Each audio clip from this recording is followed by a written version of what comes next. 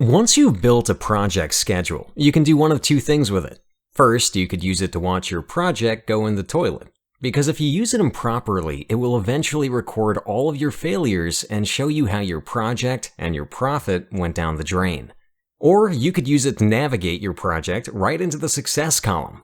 I once attended a construction meeting with a few construction managers and more than a handful of superintendents on a large solar site.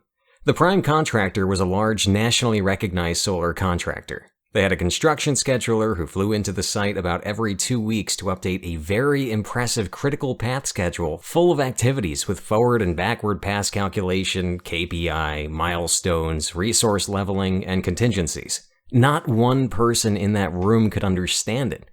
There are more sophisticated scheduling softwares out there that you can use to write the schedules for your projects.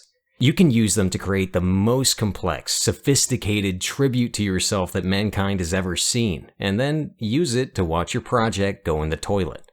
Because if your project manager is the only one who understands it, you are omitting a very important part of your team: your crew. That project manager isn't going to install any material on that project, and every month you are going to be paid for one thing: how much material gets installed. The crew are the ones who are going to make or break your schedule and your budget. Shouldn't they understand what that schedule requires of them? Let's take another look at that master schedule. Particularly this part right here, the work breakdown structure. We're going to use this to create 2-week rolling schedules for our crew, right from the master schedule. This is our rolling schedule sheet. If we click this button, it will pull up the work breakdown structure from the master schedule. From here, we can point and click to select the tasks right from the master schedule.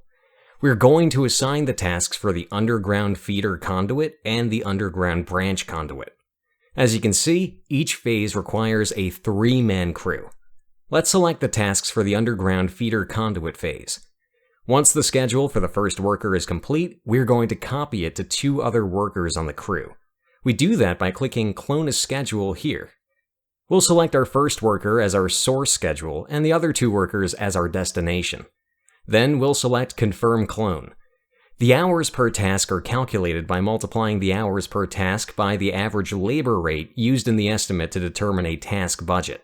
When they are assigned to a worker, that budget is divided by the worker's actual wage to predict how much time that worker can spend on that task to produce a profitable outcome.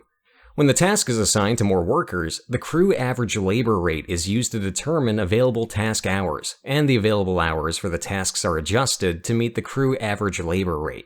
Our first 3 workers have been assigned the tasks for installing the underground feeder conduit. Now we will assign the tasks for the underground branch conduit to the second crew of 3. As you can see, all tasks have been assigned. Next, we will select Populate Data, and the hours will be dispersed to the workers. Lastly, you can select any of these arrows to open the document library and assign any relevant documents to the individual tasks such as material lists, drawings, spec sheets, pictures, or installation manuals. This is just one of the ways our profitability software can help keep your material needs and your schedule on time for a profitable project delivery.